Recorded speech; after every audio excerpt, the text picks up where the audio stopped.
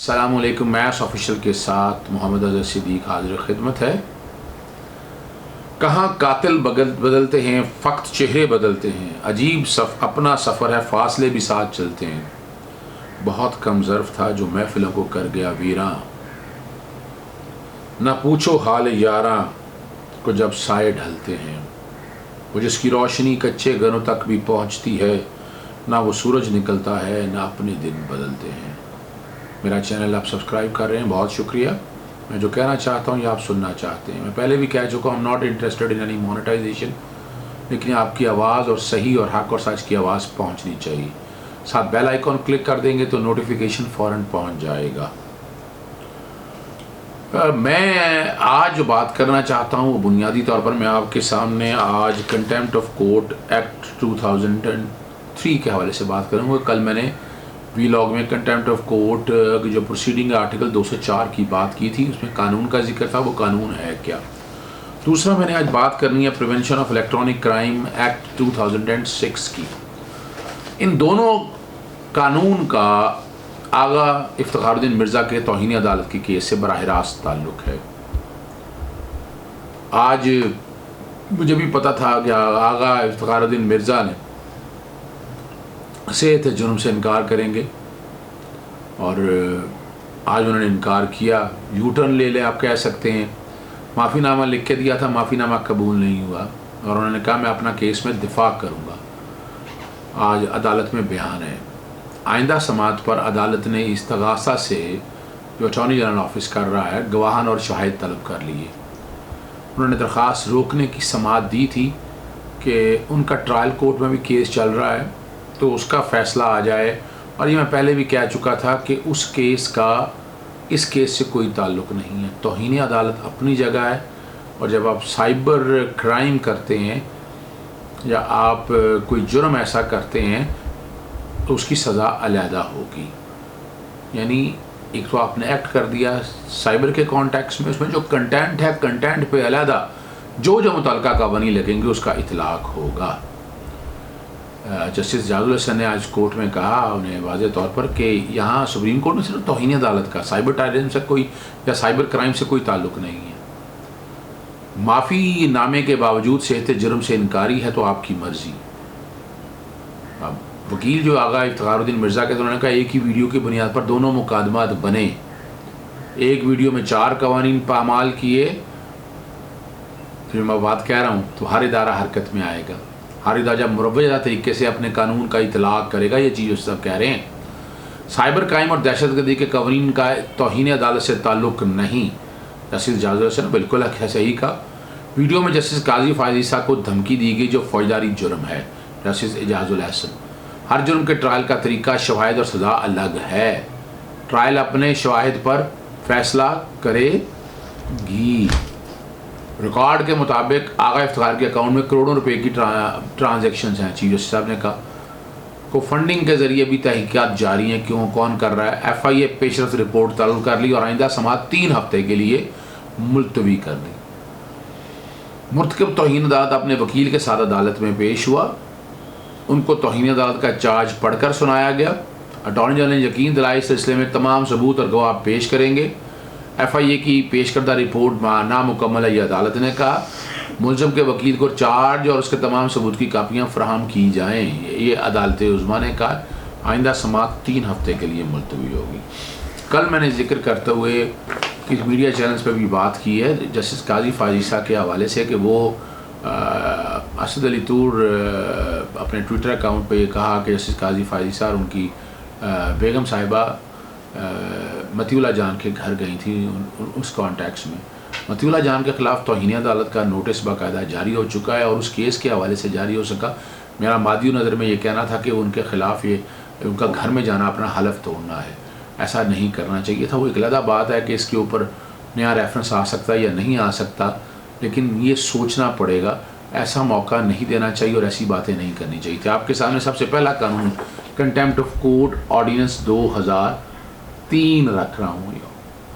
इस ऑर्डिनेंस को पार्लियामेंट ने जिला बख्श दी है बाकायदा और ये एक्ट की शक्ल में, यानी ये एक्ट की शक्ल में अब मौजूद है। प्रियम्बल मैंने फिर दिबाचा इसलिए पढ़ते हैं, वेयर एज मैंने कल सब क्लॉज 3 पढ़ी थी of article 204 of the constitution of Islamic Republic of Pakistan provides that the exercise of the power conferred on court to punish for contempt may be regulated by law। अब इसी को सामने रखते हुए कंटेम्प्ट ऑफ कोर्ट ऑर्डिनेंस 2003 में definition वगैरह में कोई नहीं जाऊंगा। सेक्शन 3 जो मैंने कल जिक्र किया था कि कंटेम्प्ट ऑफ कोर्ट है क्या, whoever disobeys or disregard any order, direction or process of a court which he is legally bound to obey or commits a willful breach of a valid undertaking given to a court or does anything which is intended to or intend to bring the authority of a court or the administration of law into disrespect or disrepute। Matiullah जहान साहब का tweet अगर देख लें तो ये इस language बड़ा वाज़ेह तौर पर है, और इसी तरह आगा इफ्तिखारुद्दीन साहब के हवाले से अगर देखें तो ये इसी में आता है, और टू इंटरफियर विद और ऑब्स्ट्रक्ट और interrupt or prejudice the process of law or the due process of any judicial proceeding or to lower the authority of a court or scandalize a judge in relation to his office or to disturb the orders or decorum of a court, it's said to commit contempt of court, and the contempt is of 3 types, namely the civil contempt, criminal contempt and judicial contempt। Section 5 आगे punishment कल मैं गालिबन 5 साल कह गया, 5 साल नहीं 6 माह सजा है, वो मेरे मुंह से स्लिप ऑफ टंग ये हो गया। Subject to subsection 90 a person who commits contempt of court shall be punished with imprisonment which may extend to 6 months simple imprisonment or with fine which may extend to ₹100,000 or with both। मैंने आपके सामने ये पढ़ दिया। आगे बुनियादी तौर पर आगे एक्सप्लेनेशन दिया, person who has committed contempt of court at any stage submit an apology and the court if satisfied that it is बोना फाइड मे डिस्चार्ज हिम और रिमिट हिज सेंटेंस। पहले माफ़ीनामा दे दिया था इफ्तिखारुद्दीन मिर्ज़ा साहब ने, अब दूसरी चीज़ को अगर आप सामने रख कर देखें तो कानून ने ये इख्तियार दिया हुआ है कि माफ़ी दी जा सकती है। Explanation: The fact that an accused person genuinely believes that he has not committed contempt and enters his defense shall not detract from the bona fides of an apology। Iftikharuddin Mirza साहब के लिए बड़ा मुश्किल हो जाएगा, जब अपॉलजी दे दिया है तो फिर बड़ा मुश्किल हो जाएगा कंटेम्प्ट ऑफ कोर्ट के केस से बनना। सब सेक्शन 3 है, in a case of a contempt having been committed or alleged to have been committed by a company, the responsible therefore shall extend to a person in the company directly or indirectly responsible for the same who shall be liable to be punished। ये company के हवाले से accordingly nothing and notwithstanding any containing any judgment no court shall have the power to pass any order of punishment for or relation to a contempt save and except in accordance with subsection 1। बाकी मैं नहीं पढ़ना चाहूँगा, सिर्फ ये बताने के लिए 6 माह सज़ा है, 1 लाख तक जुर्माना है, या दोनों सज़ाएँ हो सकती हैं। दूसरा कानून जो मैं साथ ही जिक्र करना चाहूँगा वो the prevention of electronic crime act 2016 है। मैंने रेलेवेंट सेक्शन आपके सामने मार्क ग्रीन कर दी हैं, ज़रा देख लें आप उसको। कोशिश करता हूँ नाजरीन को कानूनी पोजीशन कानून के मुताबिक खाली ज़ुबानी ना बताई जाए। सबसे पहले मैं ग्लोरिफिकेशन ऑफ ऑफेंस पढ़ूंगा प्रीएम्बल के बाद। हेट स्पीच जिसका बार बार मैं जिक्र करता हूँ, offence against dignity of a natural person, offence against modesty of a natural person and minor malicious code. सबसे पहला सेक्शन जो मैं आपके सामने पढ़ना चाहूँगा वो प्रीएम्बल कि जो भी कानून है उसका दिबाचा क्या है, क्या ना क्या चाह रहे हैं। Whereas it is expedient to prevent unauthorised acts and with respect to information system and provide for related offences as well as mechanism for their investigation, prosecution, trial and international cooperation with respect thereof and for matters connected therewith or ancillary thereto। It is hereby enacted as follows। इस act का नाम रखा गया prevention of electronic crime act 2016। It shall apply to every citizen of Pakistan whoever he may be and be also to every person for the time being in Pakistan, Pakistan के अंदर भी है।